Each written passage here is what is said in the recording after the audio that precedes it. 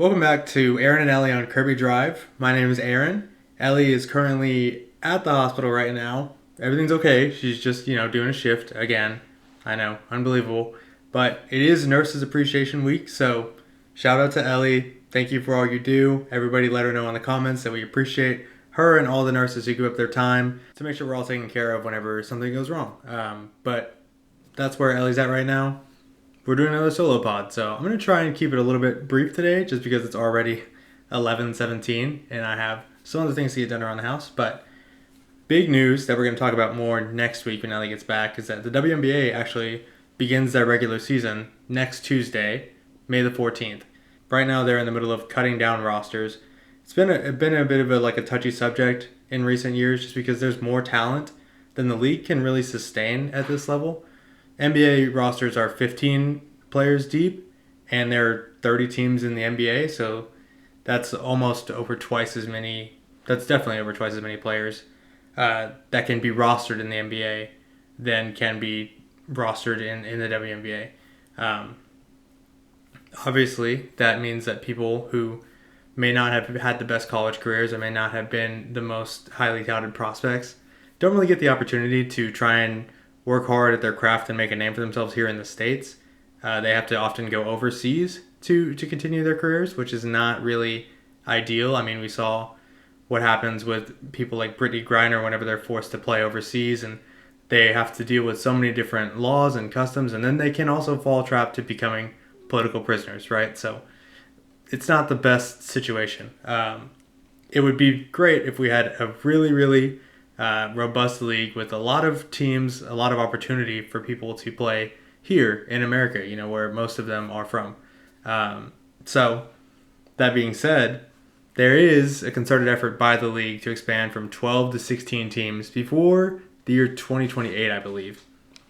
Yeah, so Commissioner Kathy Engelbert, who runs the WNBA, says that the league already has a short list of cities, including Philadelphia, Toronto, Portland, Denver, Nashville, and somewhere in South Florida.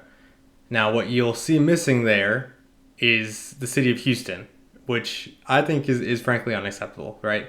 The Houston Comets were really the WNBA's first original dynasty. Like, they won the first 4 WNBA finals, and then, they produced 3 basketball Hall of Famers in Cheryl Swoops, Cynthia Cooper, and Tina Thompson. So it's not like there's no reason to bring basketball back to Houston, right? Like, it's been done before, and it's been done really well here. I think that's the biggest issue now is that we're not on this short list anymore because it may have already been tried here. And I just don't think that we're in the same, economic or social situation that we were in 2008. I think the story goes that the owner at the time tried to sell the team for about $10 million, and no buyer showed up, so they just disbanded the team, which doesn't make any sense to me. I don't understand that. It's the same thing with the Oilers moving away. There's so much history in those colors in that team itself, especially with the city of Houston. I don't really get how you can just let all that be taken away, especially a young league like the WNBA.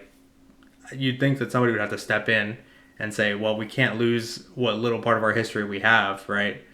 And so I think that now is a time that we can say, okay, there's clearly an appetite for this basketball, right? We can capitalize on this momentum.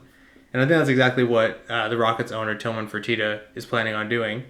He has thrown his hat into the ring saying that he would like to be the owner of a team in the WNBA. He would like to bring back the Comets. And I think that's a great idea. I don't think that the Comets got their fair shake whenever the WNBA was just starting.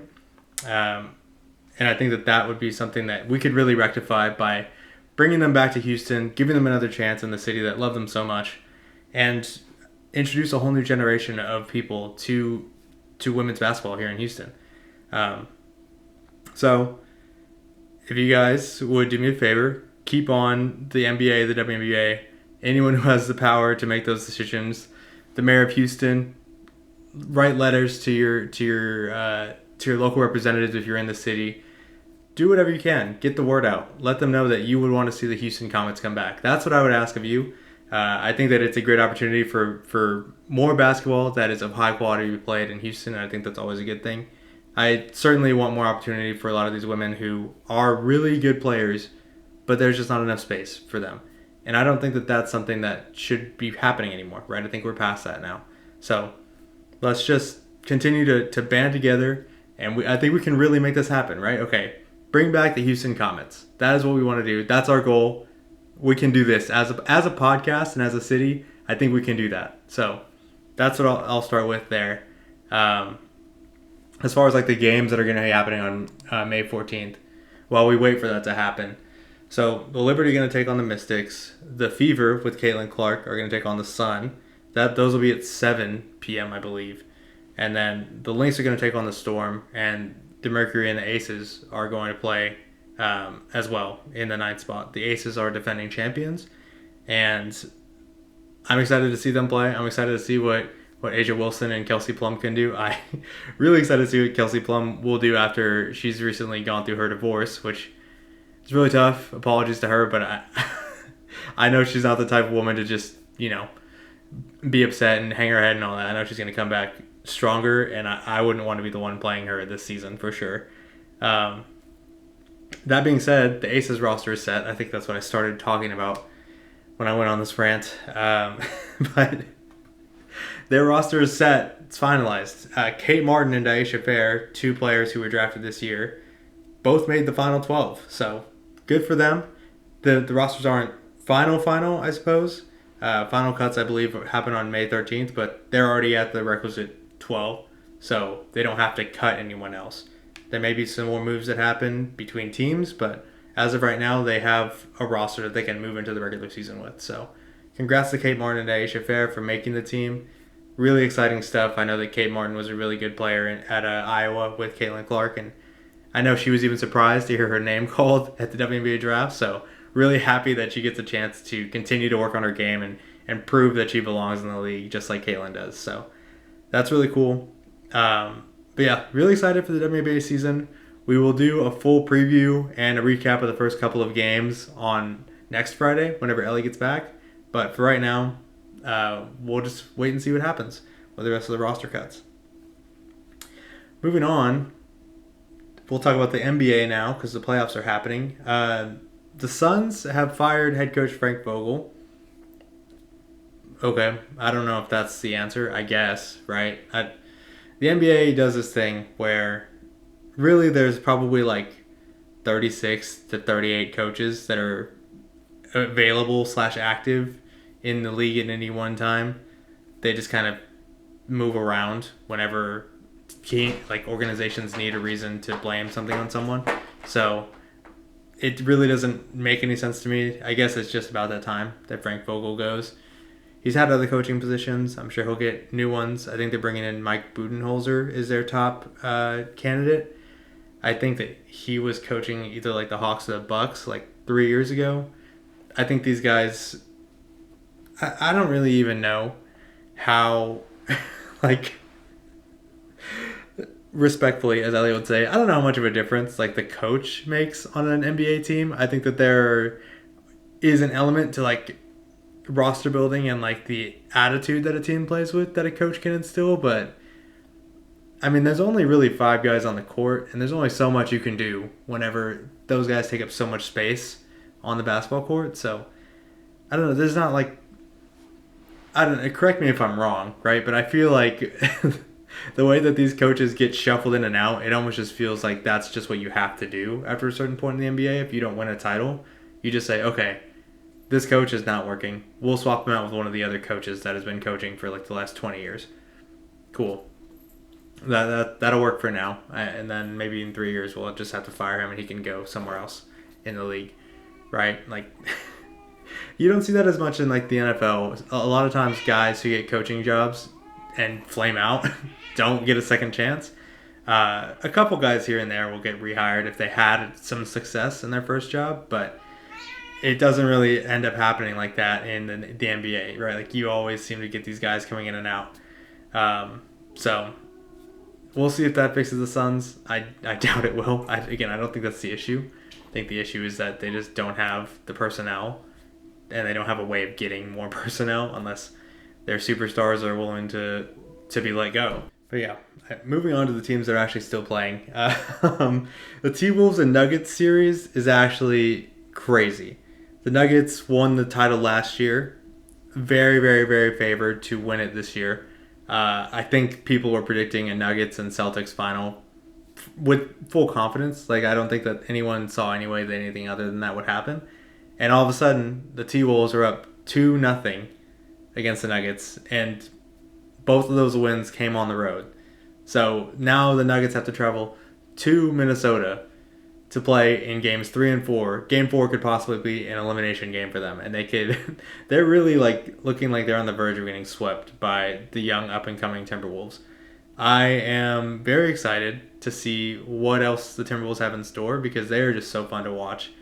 I mean, watching Anthony Edwards is so much fun, and then watching like the rest of their team, Alexander Walker, he is, man, like he was smiling, guarding people, like shutting them down. I think that like whatever they're doing over there in the front office, like I think a lot of teams try and build out to where they have a couple smaller guards, a couple mid-sized forwards that can move a little, and then a big man in the middle. They just picked all like 6'7" guys whose wingspans are about twice that long. It feels like they are everywhere on defense. They're smothering whenever the Nuggets are trying to move the ball.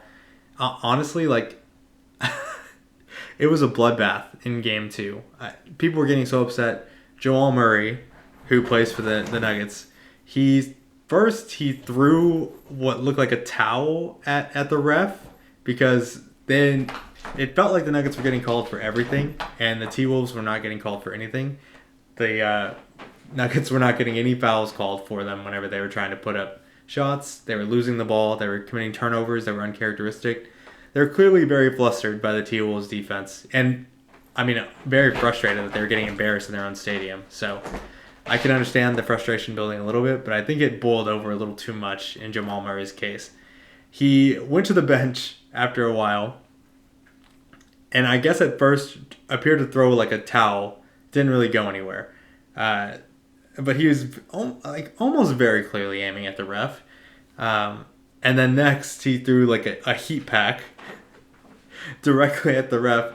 It missed and slid onto the court in the middle of like active play. Like Karl Anthony Towns was driving for a layup and stepped right over it as he was going past it. So it could have been bad. I am not ready to be like, oh my gosh, like he's literally a terrorist for throwing this heat pack on the court. But I wonder, he received like $100,000 fine, which all well and good. Patrick Beverley got like a 4-game fine without pay, or a 4-game suspension without pay for throwing the ball into the stands that we talked about last week, which feels adequate. He did like hit 2 people intentionally and like maliciously. But I feel like Jamal Murray kind of got lucky that nothing like hit the refs or anything like that, or nobody like slipped on anything, like nothing happened. I guess part of like the judgment of this crime should be like based on the outcome of it. Like nobody got hurt, so it wouldn't make sense to like severely punish him for that. And like he didn't actually hit the referee, so it doesn't make sense to like suspend him for the rest of the series or anything like that. But I mean, it is a little crazy because something like that could have happened, and I think that there's something that needs to be said for that. But I don't know. I just couldn't believe it. Because we were watching the game, I saw him do it live, and I was just like, I don't believe what I'm seeing. That's actually, like, twice in the same week, we had people throwing things either into the stands or onto the court. Just blew my mind. I couldn't believe it. But yeah, it'll be interesting to see how Denver handles going on the road while down 2-0. Nikola Jokic did win his 3rd MVP, so good for him, but he might be going back to Serbia to take care of his horses a little bit sooner than he thought this year, which I don't know if he'd mind. So we'll see what happens the rest of this week. I mean, there's like forever in between games in that series, which they probably need, to be honest. But moving on, Thunder and Mavericks. Series is tied 1-1. I think the Mavericks just closed out the game as I'm like starting to record this. So, note I have from that game tonight: PJ Washington went 7 of 11 from three tonight. I don't think you can lose a game whenever you have Luka Doncic and Kyrie Irving, and you have a third player who performs that well. I just don't think that anybody can match up with you. So that series is tied 1-1. It'll be really interesting to see how the young Thunder, I think they're the youngest team in the league, it'll be really interesting to see how they handle a tight series because they really didn't struggle at all with the Pelicans. And now they've lost their first game of the postseason. I wonder what that will do to a team that I think a lot of the veterans on the team have described the younger kids as not knowing that they should be nervous, that it should be hard. They're just playing basketball. So I wonder if this is the moment where they have to be faced with that reality that this is playoff basketball and that it's do or die. And then if they can overcome that or not. I'd be really interested to see if that's the case. That being said, not really a ton to talk about yet. Their series tied 1-1. We'll see how it goes.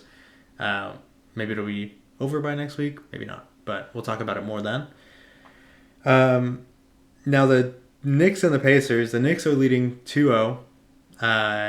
They are looking good. I'll say good, not great. I think that it's been a weird series for them. I don't think the Pacers are very good. I'll say that measuredly. I don't think they're a great team. I think Tyrese Halliburton, one of their guards, is a great player. I think he scored 6 points in the last 36 minutes of regulation in Game 2. So, not a great performance. I think he is still a good player, but I don't know. The East is already very weak, and so I really do think before this series started, I would think it was just how much are the Celtics going to beat the Knicks by in the conference finals. Now I'm not so sure about that take, but we'll see. But yeah, even though the Knicks haven't been playing super well, the Pacers, I just think they're not a great team. I think they're a good team. I don't think they're a great team. But I think the Knicks are hurting a lot too, and I think that they're missing a couple pieces from their roster, one, and then players to injury. So I think that they were already a little bit shorthanded whenever they started the playoffs, and then now Jalen Brunson missed time in Game 2, came back and finished the game. So we'll see how he ends up finishing out this series, if he's really healthy or if he's just fighting through some type of injury to try and make it to the next round. But it seems like they can't win a game unless he gives them 40 plus points. I think he just missed out on being the first player to score 40 in 5 straight playoff games. I think he did in 4. He scored 29 in Game 2 after missing time with injury. So, but it seems like they literally cannot win a game unless he is superhuman. And it's weird to watch that happen because the rest of their team is very very scrappy, and they do make huge plays whenever it matters. But you look back and Jalen Brunson has almost half their points. It is an interesting way that they're winning a lot of these games. The first game, Game 1, the Pacers, I don't know what was happening, but the Knicks almost basically threw the ball away. But it skipped off the ground real low, away from as the ball was traveling away from the referee. One of the Pacers players basically it collided with their hand as they were reaching down for it and skipped away because they didn't make solid contact with it because of the way it skipped off the floor. And the referees saw that ball real low kick off their hand, and they called it a kickball because they thought that it had hit off of his foot. And apparently you can't review that call for some reason. Not sure why. It's not like it's a judgment call or anything, right? It is just did the ball hit their foot or leg? I don't know why that can't be reviewed, but fouls and possession can be. So And they could have probably scored on that possession, the Pacers. Like, there was one player between them and the basket at that point, and they had two people ready to run. So I don't know if that changes the outcome of game one, because the Knicks did go down the court and hit a three to basically, like, seal it. So I don't know if maybe we're talking about a tied series here if that happens. Maybe, like, that's a huge game to lose, because now the Knicks have taken care of business at home. They're going to Indiana, but they still have two more games at Madison Square Garden that they can, if they just take care of business there, they don't have to win any in Indiana. So, I don't know. Huge call. Wasn't right. I don't know why they can't change it, but who knows. But going forward, it'll be interesting to see just how much Jalen Brunson can put on his back, because OG Anunoby, one of the players for the Knicks, I think he has like a sore hamstring. So I don't know if he's going to play Game 3. He could miss extended amount of time. Like, I know that hamstring injuries are something where people are not always like 100% whenever they come back, and they have like a really high risk of re-injury. And a lot of times you can make it worse by continuing to try and play on it. So I'll be interested to see if they try and be careful while leading 2-0. See if they can give him a little bit more time to heal. And I'll be interested to see how the Knicks look without him on the court, because, they already lost Julius Randle for the season. I think they've lost two other key players, and I just think that they're running out of bodies to put out there. Especially if Jalen Brunson's not 100%. So right now they have a 2-0 lead. We'll see if the Pacers can get into that while they're weak, but I don't know. Again, like I said, I don't have a ton of faith in the Pacers, and I don't really even know that whatever's happening on the east side of the bracket matters at all. But you can probably say that every year. Finally, the reason that I say that is because I don't know what is going on with the Celtics. Like, I don't really know what to make of them. It is very hard to tell if they are the best team in the East and they have the best record in the league because they are the best team in the league and they are the deepest team and they have the most playmakers, or because they play in the East that is, like, significantly weaker in competition. Because it felt like for a second they were going to melt down to the Heat. It didn't really end up being close to that. Like, Jimmy Butler didn't play at all. But I think that Celtics fans had flashbacks to the Heat knocking them out when they weren't supposed to. Whenever they lost Game 2 to the Heat. So, but it didn't end up being close. It was a 4-1 gentleman's sweep, we call that. So they're worried for nothing. And now Jimmy Butler's in trouble for talking trash online, even though he wasn't playing with Pat Riley. So, who knows? Maybe they did kill the Heat. But now, they came in. They're playing the Cavaliers, who went to 7 games with the Orlando Magic.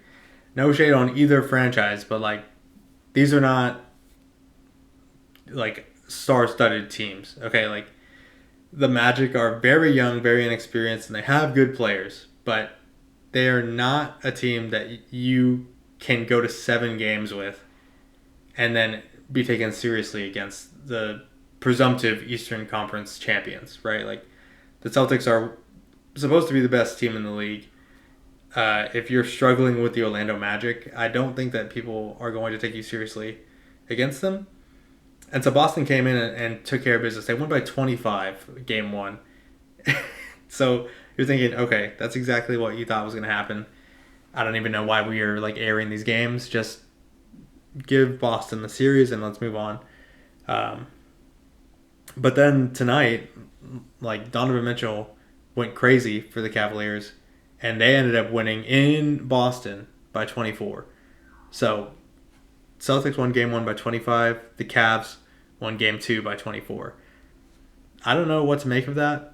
I mean, if I had to bet, which I wouldn't, that this is just going to end the same way that the Heat series did, where the Celtics kind of play with their food a little bit, where they're just like, it's Game 2, we're at home, we got a little while till Game 3, like, let's just take it easy tonight, and then they just go in and clean up the rest of the series and they win 4-1.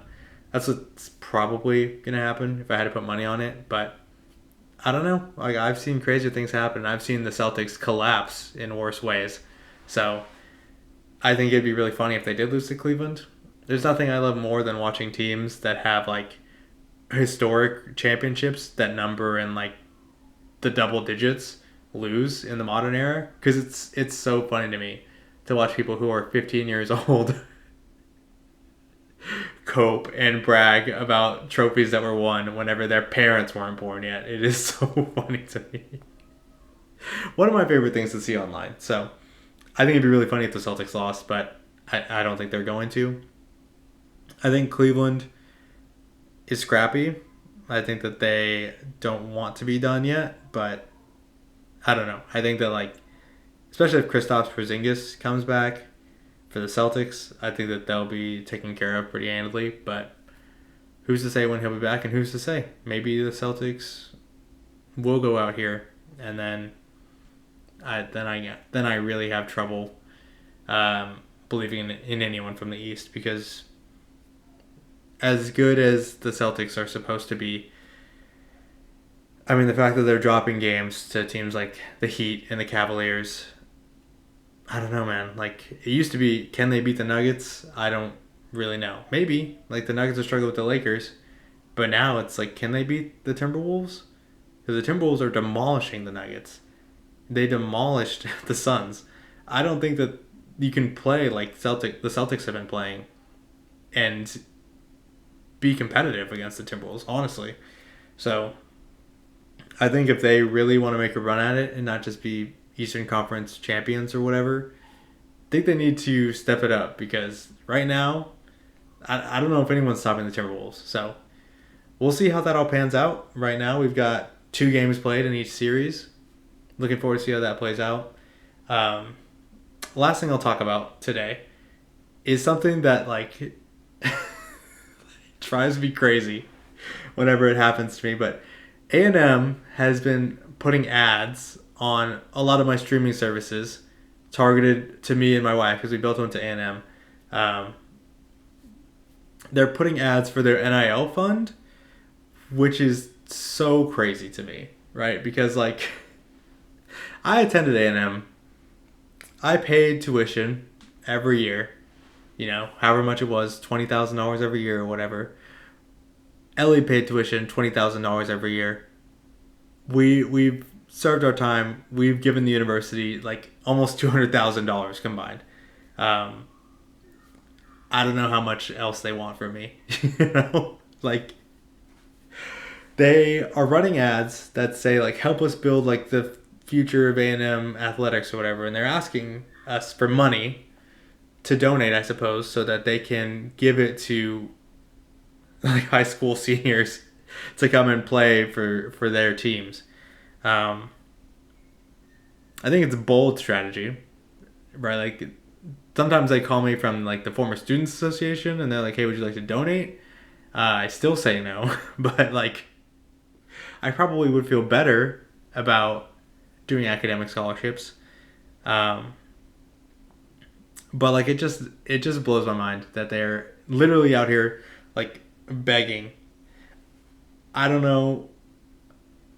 Like, I'm what they call a 2%er, where like I don't really care for A&M that much. Like, I attended school at Texas A&M University because it was the closest and cheapest to me. So, like, my parents didn't attend. Like, my parents didn't get 4-year bachelor's degrees. We weren't like huge fans of anything that was happening outside the city. Whenever we did watch college sports, which wasn't often, we cheered for U of H, because I think my dad got his. Both our parents spent time there, even though they didn't receive bachelor's degrees.